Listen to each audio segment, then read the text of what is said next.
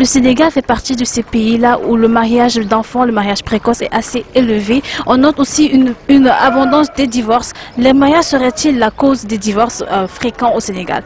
Que pense la population sénégalaise par rapport à cela? Quelle est la cause des mariages précoces et fréquents? Salam alaikum d'abord, ñi ñuy seetaan ak di ñu déglu suñu xam-xam nag ak suñu xalaat rek la ñuy wax ndax doyul ndax ëpp ñu fi xam-xam pour ñuy laaj li suñu xalaat ci mariage ñàkkuñu xam-xam it pour ñu suñuy laaj ci mariage ndax am nañu ay soxna am nañu ay doom waaye sëy nag ci Sénégal jullit gi ma bokk muy musulman et dañ dul jàngal xale yi d'abord à l'âge bi ñu nekkee xale fi ñu jëm fan la parce que boo jàngalul kii nga xam ne fi ñu jëm fan la fan nga jëm li muy gaaw a bàyyi la saa yu si sonnee bàyyi ko mais boo ko xamalee fi mu war a jëm xam ne ne du lu neex rek a fay ne xamal ko ne situation bu nekk mun na ñëw mu yeewu dugal loolu ci boppam di doxe loolu lu ko ci dab dina xam ne lii sama papa waxoon na ma ko ou sama yaay waxoon na da ngay yeewu suba nekk xale màgg gis koo bëgg ci mbedd mi maa la bëgg maa la raw yónneel say parents ñu may ma jabar ci biir mariage bi ngeen di xamante ay jikko ci biir mariage yi ngeen di xamante ay ku nekk lu mu bëgg ak lu mu bañ boo ci taseeg jikko boo xam ne mosoo koo xalaat rek clash am te bu amee kenn du ko mën a defar ndax da ngay wax da nga ma décevoir parce que déception bi si yéen ñaar ñëpp la ne jigéen buy sëy góor buy takk jabar war na xam fi mu jëm fan la tey boo xamul yoonu HLM Grand Médine mais da ngay wër ba sonn rek di laaj ba sonn rek même mariage dañ koy jàng à bas âge ju xool sa yaay ni muy doxe ak sa papa si biir kër gi ensuite boo ci duggee nag luñ la ci def lu neex nga xam ne lii kat tabarakalla macha allah lu ma dab la naa ko muñ lii naqare na ma tabarakalla macha allah naa ko muñ loolu nag bu amatul si sëy moderne yii mais mënul def 6 mois ndax ko dëgganteel 3 mois 4 mois rek jikkoom feeñ muy ku góor gi muy ku jigéen gi 3 mois rek kenn ku nekk si jikko feeñ te sa jikko bu feeñee nag mais danga koy manifester mënatoo ko téye parce que nit maîtriser wul jikko maîtriser wul caractère am maîtriser wul daraam da ngay yaakaar nga ne yow doo gaaw a mer or que am nga foo xam ne bu la fa nit yàggee rek nga ne ndax xaw ma woon ndax jikko bii mu ngi si mel ndax da ngay exploser ñu la may yow maa ngi foog yow rek ngay mer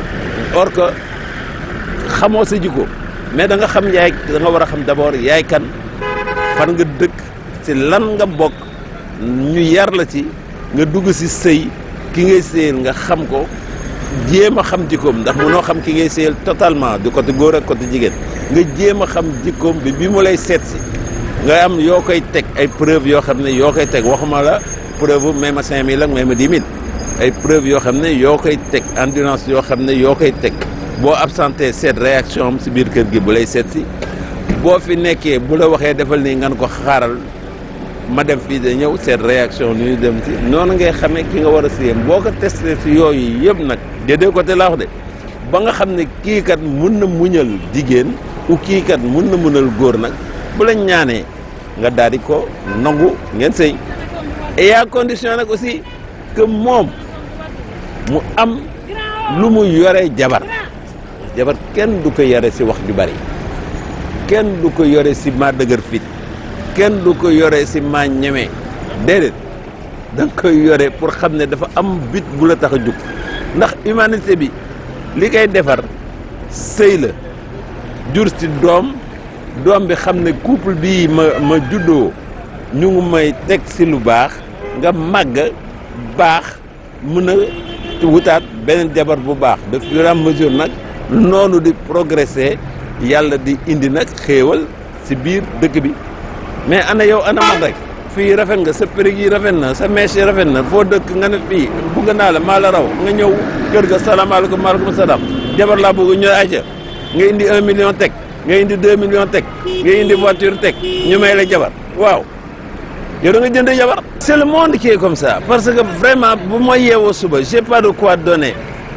la dépense journalière,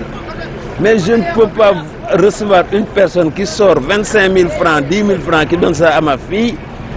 et je cherche à savoir d'où vient l'argent, de quelle famille il appartient. Non, parce que ces 25 000 francs vont me servir 1 000 francs par jour pendant 25 jours. Donc ce n'est plus l'amour qu'on cherche, c'est le matériel. Non, quand je dis les parents trop, c'est généralisé, mais il y a certains parents, et la majorité, ils ne cherchent pas l'intérêt de savoir qui est cet homme à qui je vais remettre ma fille. Non, ils cherchent tout simplement ce monsieur-là pour garder ma femme, pour se débarrasser de ma femme, de mon enfant, et l'amener chez lui, de le mettre à l'aise. S'il n'y a pas de situation comme ça dans la maison, dans votre espoir, si c'est cassé, mais le mariage va se casser, personne ne pourra réparer ça. Personne. On laisse nos filles se marier avec n'importe qui. Il vient, bon, je veux ta femme, papa qui aime la terminé. Et on célèbre le mariage. Mais après, le mariage, ce n'est pas de l'argent.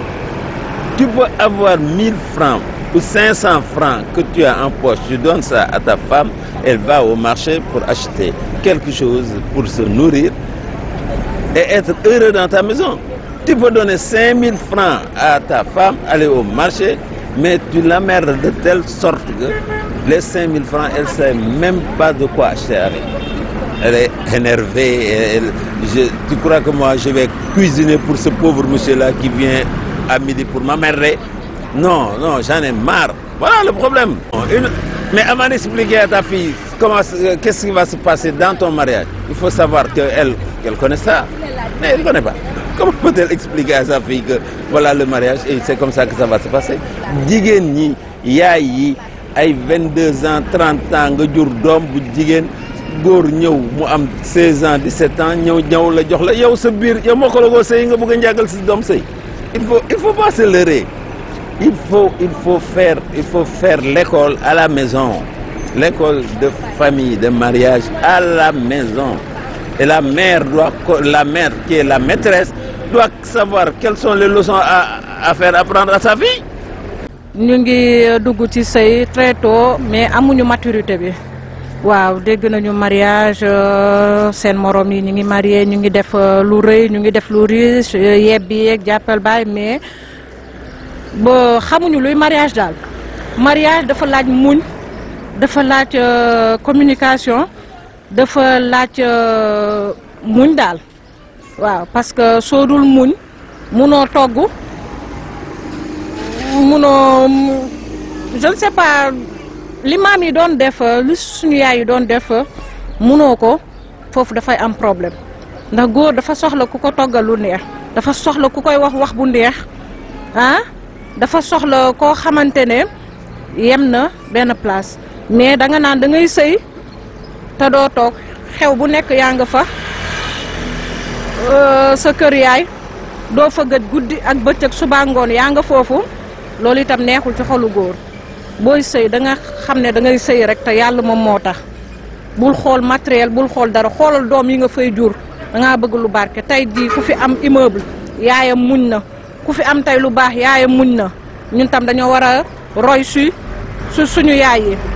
comprendre nga mais bu ñu sëy ngir matériel bu ñu sëy ngir xaalis suñ ko defee rek dañuy am problème te en plus tamit manque de communication bi chaque jour trop c'est-à-dire on ne se communique pas entre le mari et la femme, on ne se communique pas de trop. Ça, c'est pas bon. Il faut se communiquer. La communication, c'est très bon pour le mariage. La faute, c'est dû aux parents. Parents, ils ne wax légui lan moy mariage sen doom yi. Mais sa doom bu ñëwé nga conseiller ko, wax ko lan moy sëy da fay sawar. Nan lañuy respecter sa jëkkër, nan lañuy respecter say goro, say njëkke. Bul ñëw ci kër andi xaajo seen li nga fekk ci kër ga doxel noonu bu dee lu baax nga fa fekk ñuy doxel jigéen dafay nekk jéegu puso soo ñëwee ci kër bul jaxase yaay bul jaxase baay bul jaxase rakk bul jaxase frère da ngay ñëw doon comme dàll da ngay ñaw jigéen dafay ñaw bul xool lu la neex bu la naqari si sa sëy lu la naqari sax demal si sa goro lentement li may wax rek la communication sa jëkkër boo demee ba nga xamante ne mënatoo si moom demal sa goro am nga fa yaay nga wax ak moom tout doucement maman lii kat moom tamit entre doom ak yaay c'est la complicité c'est de l'amour moom am na nu muy woowee doomam wax ak moom ne ko kii sa jabar la nangam ni ngam jàppali ko yaa ngi comprendre bu ko defee ngeen ñëwaat loolu moom mooy mariage communication dafa am solo. waaw xale jigéen ñi moom soo gisee ñuy teel a marié wu am na ñoo xamante ni dañoo précoce am na ñoo xamante ni dañoo bëgg yëfu mag koo leen gisee ay xale ndaw lañ soo leen gisee nga yaakaar ni ñii ay mag lañ affaire yooyu am na ñoo xamante ni tamit seen parents yi ñoo leen koy forcer parce que comme ça tey jii man suñ ma bëggoon may koo xamante ni dafa am xaalis affaire yooyu noonu xooluñu si conséquences yi xooluñu si dara xaalis yi moo leen intéressé affaire yooyu noonu daal parents yi daal ñoo war a bàyyi li ñuy def. te tamit man tey jii ma am sama xarit teel a marié wu daal man tamit comme que sama xarit am na jëkkër man tam dama war a def le tout ba am jëkkër te fekk na du loolu ñun loolu lañ ko jàppee mais du la am na ñoo xamante ne nag jàppee wuñ ko loolu quoi am na ñoo xamante ne bëgguñu teel a marié wu kon man bëgguma teel a marié wu. xale bi bu nekkee xale di comporté woo comme mag comme man mi xale laa mais instant dama def di teg ay greffage loolu yëpp waruma ko woon def nga nekk comme ça nga nekk xale bu ndaw dama go fenn nga def sa bopp mag di maquillage def affaire yi noonu comme ça xale góor suñu la gisee dañuy yaakaar ne yow mi mag nga affaire yi noonu après dañu dem sa parents yi ñu wax ak yow ñoo dañ lay tax. Les parents aussi c'est l'argent qui leur intéresse xaalis bi moo leen intéressé parce que am na ñoo xamante ne moom comme parent tey jii man ma pauvre daal man sama parent pauvre moom dina xam ne moom am na benn ku ko ci mën a génneel en fait comme ça man sama ki may bëgg a takk ñëw am xaalis daal day xalaat ni kooku mën na ko génnee ci lu bëri affaire yooyu noonu. da ngay gis xale bu ndaw nekk ci diggu jàngam yaayam ñëw gis comme que gis na ni kooku am na xaalis rek mu bëgg ko may par force xooluñu ci benn inconvénient ñoom daal di leen arranger rek la ñuy xool. parfois tamit ci kii ci xale yi la mais lu ci ëpp ci parents yi lay doon waaw parce que ñoom li leen arranger rek la ñuy xool xooluñu di neex seen doom yi. mariage précoce parfois loolu xale jigéen yi ñoo koy demandé parce que boo gisee parents yi ñu leen di demandé mariage précoce parce que xale jigéen yi léegi jàppuñu seen bopp yow da ngay defee ne kii xale la waaye moom mënul téye boppam ni moom xale la mun na tromper après ñoo dugal waajuram yi ci problème moo tax la plupart parents yi ñu leen di forcer pour ñu dem sëy man côté boobu moom nag contre ma ko parce que xale jigéen yi ñoom ñoo koy chercher côté divorce bi nag boobu moom am na tamit bëri na mais d'une part tamit ci góor yi la d'une part ci jigéen yi la. parfois les garçons on te prend en mariage dañ lay jël mariage ba pare ñu lay bay sa kër di génn ci biti di dem fooyi xam nga yow tamit loolu mënoo koo digérer xam nga loolu dafa métti ci xol yow mii ñoo sëy